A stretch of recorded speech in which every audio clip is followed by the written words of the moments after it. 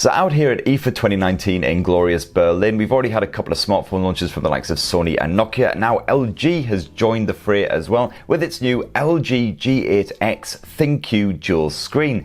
Bit of a mouthful, Here you get a dual screen design for multitasking. This is basically the closest we're going to get to a folding phone anytime soon, right Samsung? The G8X is detachable from that second screen, which also acts like a kind of protective cover, just like the existing LG dual screen accessory. However, we now also have a dinky little cover display on the front as well. It's a tiny little 2.1 inch OLED panel which shows the time, who's calling, battery life, stuff like that. And it also now rocks a 360-degree freestop hinge, so you can bend the other half all the way back. There are plenty of uses for this dual screen setup, of course, including watching your favourite Techspert videos on repeat while doing everything else on the other screen. This other panel can also be used as a second display in camera mode or as a virtual gamepad when you're blasting through your chosen stress reliever, and that's just a couple of examples. The world is basically your dual screened oyster. The phone itself looks and feels very similar to the standard LG G8 with a sleek glass finish and quite a hefty build. The G8X weighs almost 200 grams just by itself, and you can add another 130 grams onto that with the dual display cover attached, which also fattens up the device quite considerably. And the G8x ThinQ is also IP68 dust and water resistant, and it's passed the military STD 810G toughness test,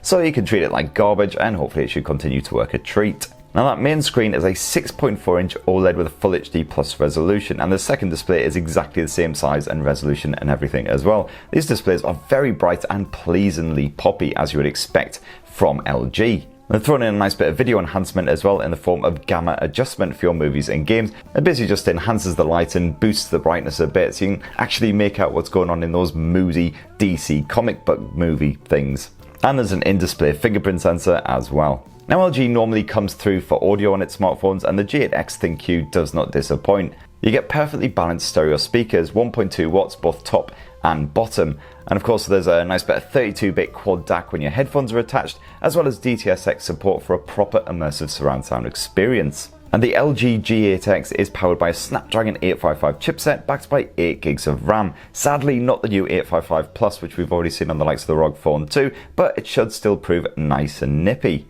As for the battery, that's a 4000 mAh with fast charge 4.0 and wireless charging support thrown in. As for the camera, you get a 12 megapixel primary lens with optical image stabilization built in, and that's backed by a 13 megapixel wide angle effort. Both of those lenses are flush with the surface. Sadly, there's no telephoto option, but hey ho. You get plenty of AI functionality packed in there, including the usual scene detection and also an action shot feature to capture crisp, blur-free photos of moving subjects. Great news if you've got a hyperactive child. You can shoot 4K video with Steadicam video stabilization, and you can also shoot 4K time lapses now as well, if that's your bag. And the LG G8X also supports ASMR recording, which really boosts the audio to make even subtle noises sound loud as sin. Android Pie is skinned here with LG's UX9. It isn't quite as heavy as previous incarnations with a more stock Android vibe in the settings menu for one, but you still get loads of extra features packed in there, including gaming tools, screen recording, a dark mode, and bag of tons more on top of that. And that right there is just a quick look at the new LG G8X